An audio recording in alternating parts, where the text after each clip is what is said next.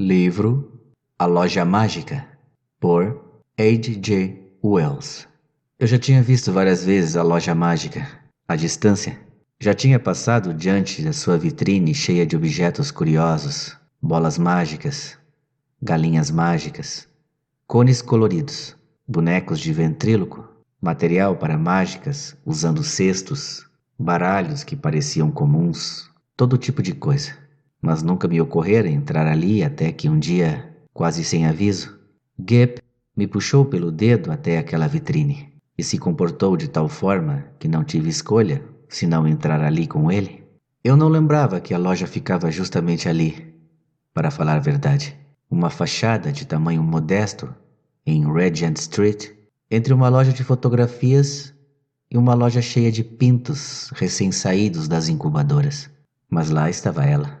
Eu tinha imaginado que ela ficava mais perto de Piccadilly Circus, ou depois da esquina, em Oxford Street, ou mesmo em Holborn. Sempre a vira do outro lado da rua e um pouco inacessível, com algo em sua posição que lembrava uma miragem.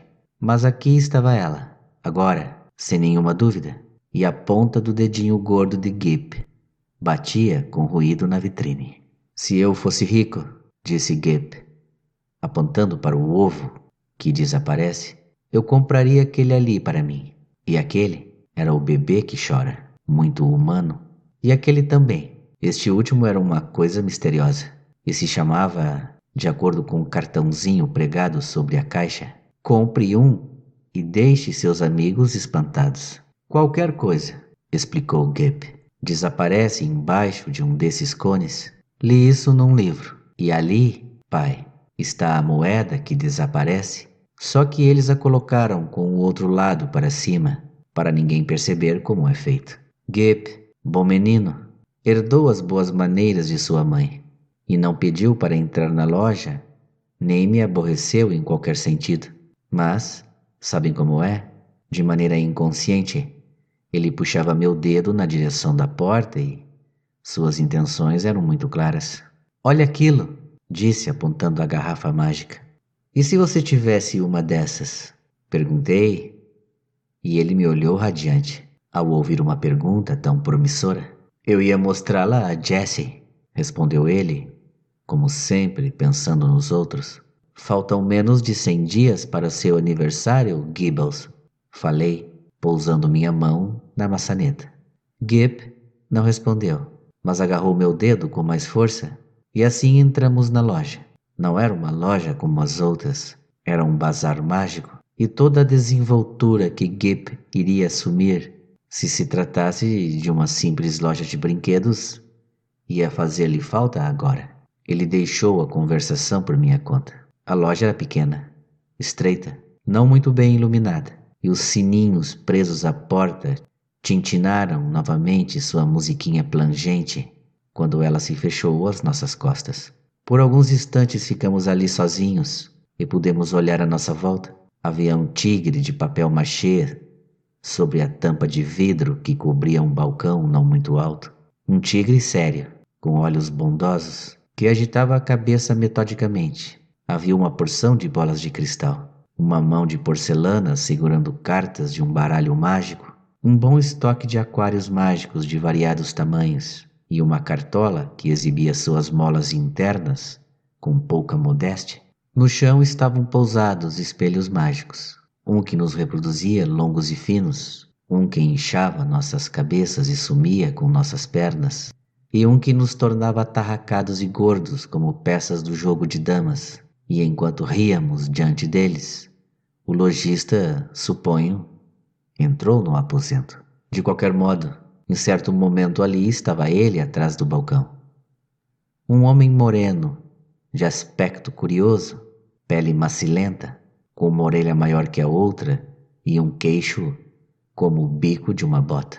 Em que posso ajudá-los? Disse ele, abrindo seus dedos longos e mágicos sobre o tampo de vidro do balcão. E com um sobressalto, percebemos sua presença ali. Gostaria de comprar alguns truques simples para o meu filho, respondi. De prestidigitação? Perguntou ele. Mecânicos? Domésticos? Tem alguma coisa divertida? Perguntei. Disse o lojista e coçou a cabeça por um instante, pensativo. Então, com um gesto bem visível, retirou da cabeça uma bola de vidro. Alguma coisa assim? Perguntou, estendendo a bola. Aquilo foi inesperado. Eu já tinha visto esse truque em parques de diversões inúmeras vezes. Faz parte do repertório de qualquer mágico. Mas não estava esperando por ele ali. Muito bom, falei com uma risada. Não é mesmo? Disse o lojista. Gip estendeu a mão que estava livre para receber o objeto e achou apenas uma mão aberta e vazia. Está no seu bolso? Disse o lojista. E lá estava mesmo. Quanto custa? Perguntei. Não cobramos pelas bolas de vidro, disse o lojista com cortesia. Elas vêm para nós. Tirou mais uma, agora do cotovelo. De graça. Tirou mais uma bola da nuca e a colocou em cima do balcão, junto da outra.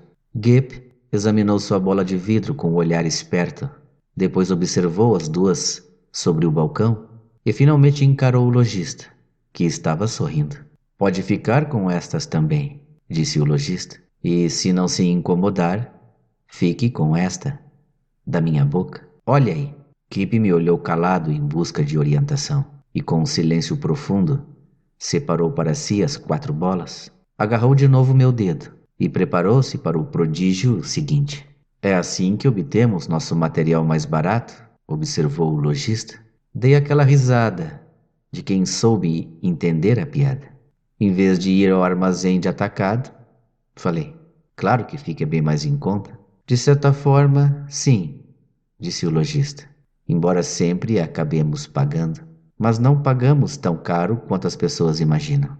Nossos equipamentos maiores, nossas provisões diárias e todas as outras coisas de que precisamos, vêm todas de dentro dessa cartola. E sabe, cavalheiro, se me permite dizê-lo, não existe uma grande loja de atacado, não para artigos de mágica genuína. Não sei se reparou no nosso letreiro. A genuína loja mágica. Ele puxou um cartão de visita da bochecha e o estendeu para mim. Genuína, repetiu, apontando a palavra com o dedo. Não há o menor engano, cavalheiro. Pensei que ele estava mantendo a piada com bastante seriedade. Ele se virou para Gip com o mais afável dos sorrisos. E você, sabia? É o tipo certo de garoto. Fiquei surpreso com o fato de ele saber disso, porque, no interesse da disciplina, nós mantemos isto em segredo, em nossa casa. Mas Gip recebeu a informação com um sólido silêncio, mantendo os olhos fitos no homem. Somente o tipo certo de garoto consegue entrar por aquela porta. E então, como que para ilustrar o que ele dizia, ouviu-se um barulho na porta e uma voz de criança, quase guinchando, se ouviu do lado de fora. Não, eu quero entrar lá dentro, papai.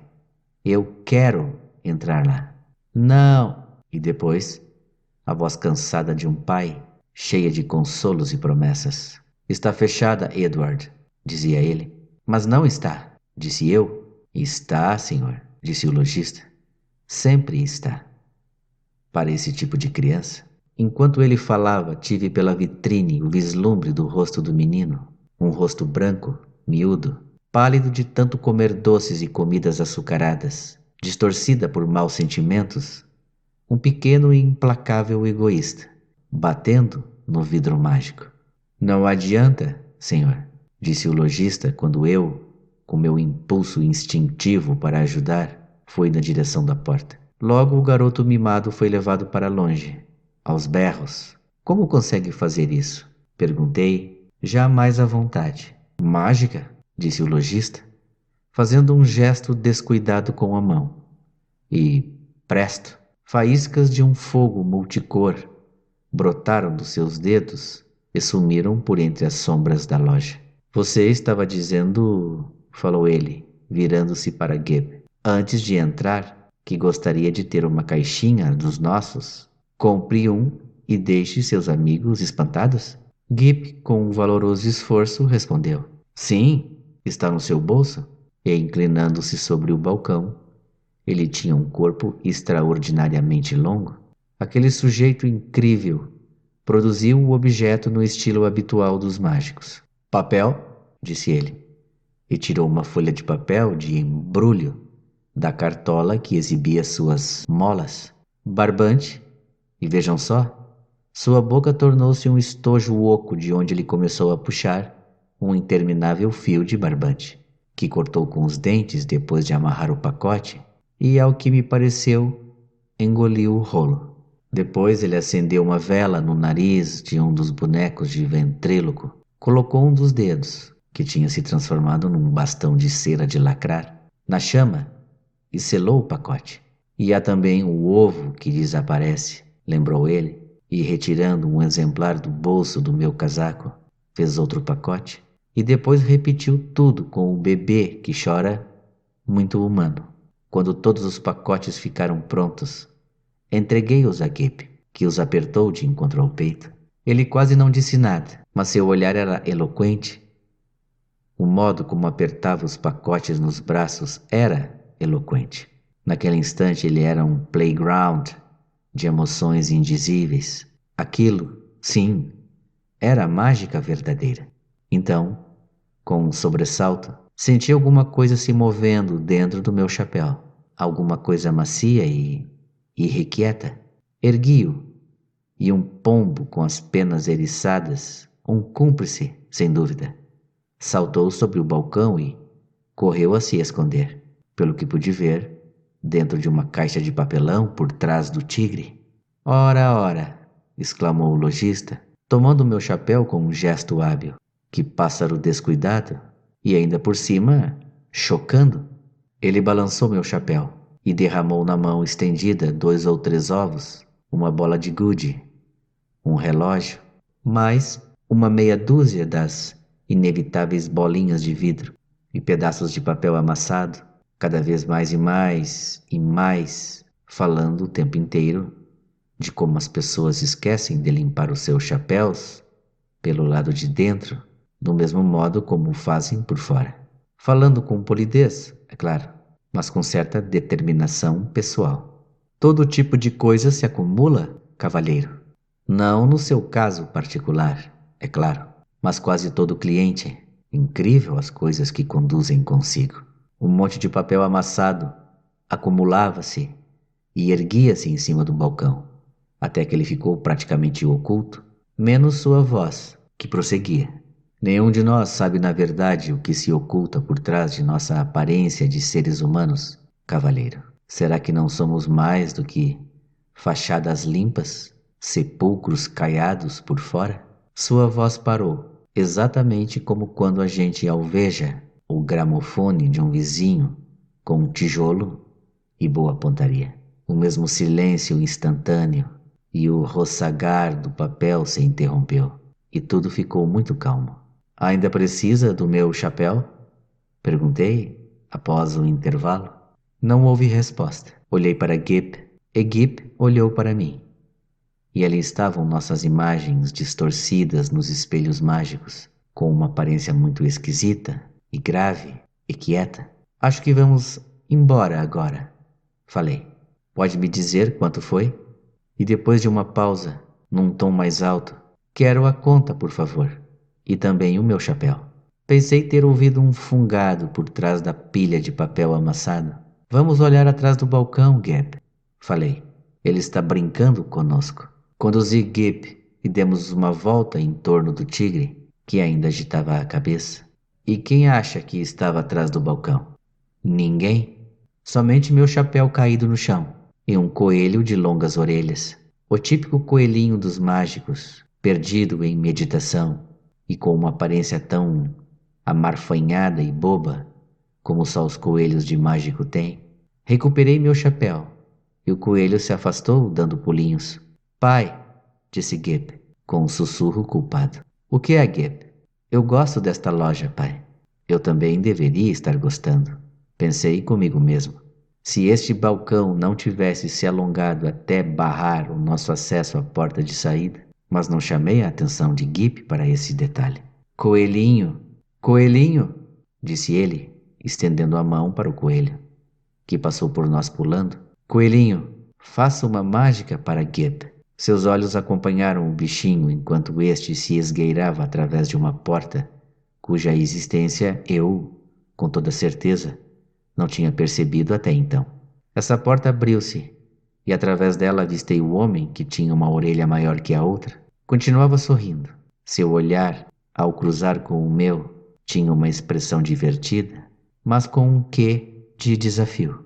Acho que gostaria de ver a nossa sala de demonstrações, cavalheiro, disse ele, com inocente suavidade. Gip pegou meu dedo, querendo avançar. Olhei para o balcão e olhei de novo o lojista. Eu estava começando a achar aquela mágica genuína demais. Acho que não temos muito tempo, falei. Mas antes que concluísse a frase, já estávamos na tal sala de demonstrações. Todo o material é da mesma qualidade, disse o homem, esfregando suas mãos muito flexíveis. Ou seja, a melhor.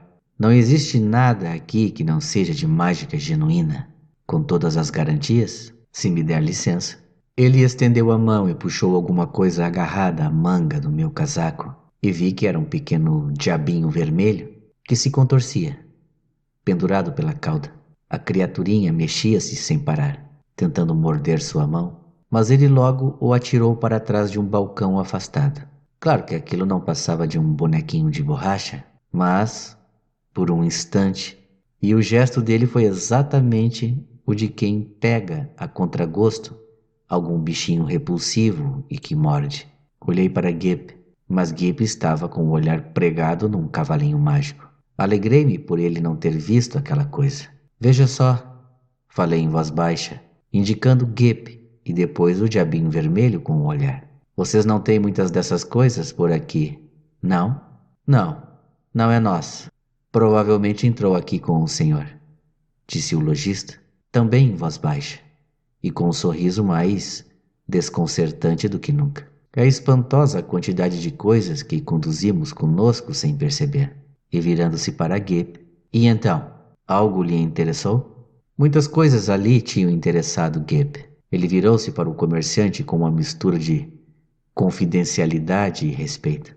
Aquela é uma espada mágica? Perguntou. Uma espada mágica de brinquedo. Ela não curva, não quebra, nem corta os dedos. Ela pode tornar invisível durante uma batalha qualquer pessoa com menos de 18 anos.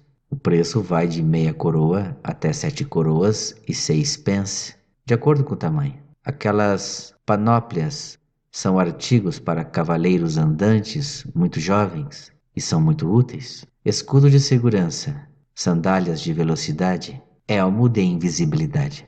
Oh, pai! Exclamou Gip. Tentei me informar sobre o preço, mas ele não me deu atenção. Tinha se voltado totalmente para Gip, o qual já havia largado meu dedo e agora estava lhe mostrando todo o seu estoque, como se nada pudesse impedi-lo.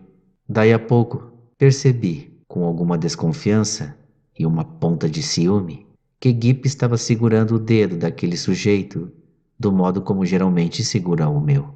Sem dúvida era um indivíduo interessante, pensei, e tinha um estoque interessante de truques falsos muito bem feitos. Mas mesmo assim, fui acompanhando os dois, falando pouco, mas mantendo sempre um olho nas prestidigitações do sujeito. Afinal, Gip estava se divertindo, e sem dúvida quando quiséssemos ir embora, poderíamos fazê-lo sem dificuldade. Era um lugar enorme, desordenado, uma espécie de galeria cujo espaço era dividido por barracas, estandes, pilastras e arcadas que conduziam a outras divisões, onde era possível ver ajudantes de aparência esquisita, vagabundeando e olhando para nós. Aqui e ali viam-se cortinas e espelhos de aparência estranha. Tudo era tão fora do comum que acabei me vendo incapaz de apontar a porta por onde tínhamos entrado.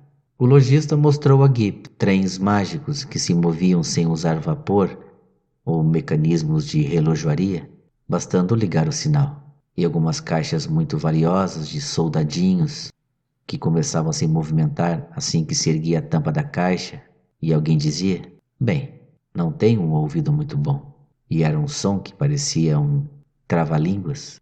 Mas Gip, que tem o ouvido da mãe, aprendeu bem rápido. Bravo, exclamou o lojista, jogando os soldados de volta à caixa, sem a menor cerimônia, e entregando-a a Gibb. Agora, disse, e Gibb fez com que voltassem a se mover. Vai levar esta caixa? Perguntou o homem.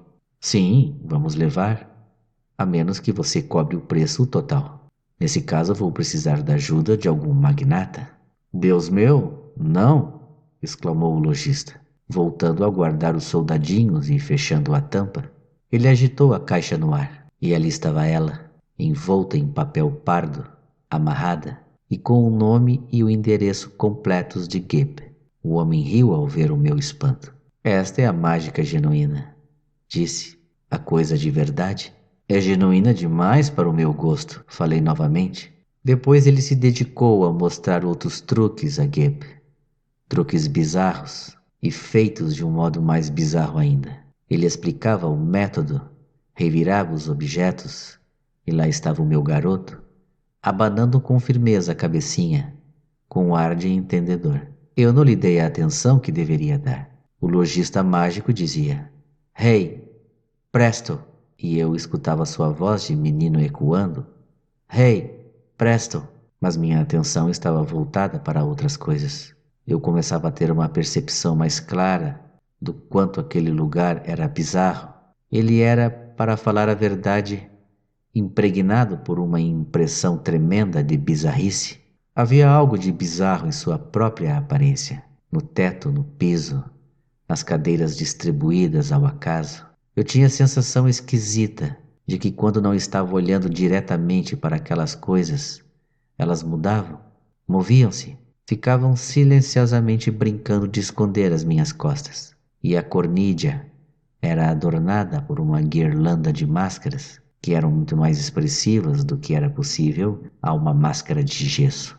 De súbito, meu olhar foi atraído por um daqueles estranhos assistentes. Estava um pouco afastado e sem se dar conta da minha presença. Eu avistava em diagonal, junto a uma pilha de brinquedos e através de uma arcada. Ele estava encostado a um pilar numa atitude ociosa e fazendo as coisas mais horríveis com o rosto. A mais horrível de todas era algo que ele fazia com o nariz. Fazia aquilo na atitude de quem não tem nenhuma tarefa para cumprir e está apenas se divertindo à toa. No começo o nariz era pequeno, bulboso, mas de repente ele se projetava para diante como um telescópio e ia se alongando e se afinando, até tornar-se uma espécie de chicote vermelho e flexível. Parecia uma coisa de pesadelo. Ele ficava fazendo floreios e atirando aquilo para diante, como um pescador que atira a linha de sua vara. Pensei de imediato que Gibb não deveria ver aquilo. Virei-me e vi que ele estava completamente entretido pelo lojista, sem imaginar nada desagradável. Os dois conferenciavam em voz baixa e olhavam na minha direção. Gibb estava de em pé sobre um banquinho e o lojista segurava na mão uma espécie de barril grande. Vamos brincar de esconder, pai? Gritou Gibb. Você me procura. E antes que eu pudesse fazer qualquer coisa para evitá-lo, o lojista o cobriu com o barril enorme. Percebi de imediato o que aconteceria. Tire isso daí, ordenei. Agora. Vai assustar o menino. Tire-o daí. O homem das orelhas desiguais me obedeceu sem dizer nada e virou o barril na minha direção, mostrando que não havia nada dentro e o banquinho também estava vazio. Bastara um segundo para o meu filho desaparecer. Vocês conhecem, talvez, aquela sensação sinistra quando alguma coisa, como uma mão enorme, brota de um lugar desconhecido e aperta o nosso coração. Sabem, portanto, que aquilo afasta de cena o eu normal de um indivíduo e o deixa tenso, decidido, nem lento nem apressado, nem enfurecido nem com medo. Foi o que aconteceu comigo. Fui na direção do lojista e dei um chute no banquinho, jogando-o para longe. Pare com essa palhaçada, disse. Onde está meu filho? Está vendo? Disse ele, ainda mostrando o interior do barril. Não há ilusão alguma. Estendi a mão para agarrá-lo pela lapela, mas ele se esquivou com um movimento ágil. Tentei de novo e ele voltou a me evitar e abriu uma porta para fugir. Pare! Gritei. E ele recuou, rindo. Saltei para agarrá-lo e mergulhei na escuridão. Tud, meu Deus, desculpe, senhor. Não vi que estava aí. Eu estava em Regent Street e tinha acabado de esbarrar num operário, um homem de aparência decente, a 1 metro de distância, talvez, e também numa atitude perplexa. Estava Gipp. Houve um rápido pedido de desculpas, e Gipp virou-se para mim, com um sorriso radiante, como se por alguns instantes tivesse me perdido de vista, e carregava 4 pacotes embaixo do braço. Imediatamente apossou-se do meu dedo. Por um segundo fiquei completamente perdido. Olhei em redor à procura da porta da lojinha, e vejam só, não havia porta nenhuma ali, nenhuma loja, nada. Apenas uma pilastra comum separando a loja de fotografias e a loja com os pintos e as incubadoras. Fiz a única coisa que me foi possível no meio daquele tumulto mental. Fui direto até a beira da calçada e ergui meu guarda-chuva, chamando um cabriolé. "Vamos de carro!" exclamou Gibb, no auge da exultação. Ajudei-o a subir. Com algum esforço, lembrei-me do meu endereço para informar o cocheiro e acomodei-me. Alguma coisa inesperada proclamava sua presença no bolso do meu casaco. Extraí dele uma bola de vidro. Com um trejeito petulante, joguei-a pela janela do carro. Gibb não disse nada. Durante algum tempo, nenhum de nós falou. "Pai", disse ele daí a pouco, "aquela, sim, é que era uma loja." Aquilo me serviu de deixa para começar a examinar de que maneira ele tinha visto todo o episódio. Ele me parecia ileso, e até aí tudo bem. Não estava assustado, nem desorientado. Estava, sim, tremendamente satisfeito com as aventuras daquela tarde e trazia 4 pacotes apertados de encontro ao peito. Que diabos? O que poderia haver dentro deles? Falei. Garotos não podem ir todos os dias a uma loja como aquela. Ele recebeu isso como seu estoicismo habitual, e por um momento lamentei ser seu pai e não sua mãe, e não poder naquele mesmo instante, na rua, dentro do carro, dar-lhe um beijo. Afinal, pensei, a coisa não tinha sido tão grave. Mas foi somente quando começamos a abrir os pacotes que me senti mais seguro. 3 deles continham caixas de soldados. Soldadinhos de chumbo bem comuns, mas de tão boa qualidade que Gibb logo esqueceu terem sido eles, originalmente, parte de um truque mágico do tipo mais genuíno. E o 4º pacote continha um gatinho, um pequeno gatinho branco, vivo, com excelente saúde, excelente temperamento e um notável apetite. Acompanhei a abertura dos pacotes com um alívio provisório e fiquei por ali, pelo quarto do garoto, durante um tempo maior que o normal. Isto aconteceu há 6 meses, e agora estou começando a acreditar que tudo está bem. O gatinho tinha apenas a mágica natural de todos os gatos, e os soldados formam a companhia tão confiável quanto a que qualquer coronel poderia desejar. E Gibb, os pais mais inteligentes devem compreender que com Gibb tenho que usar bastante cuidado.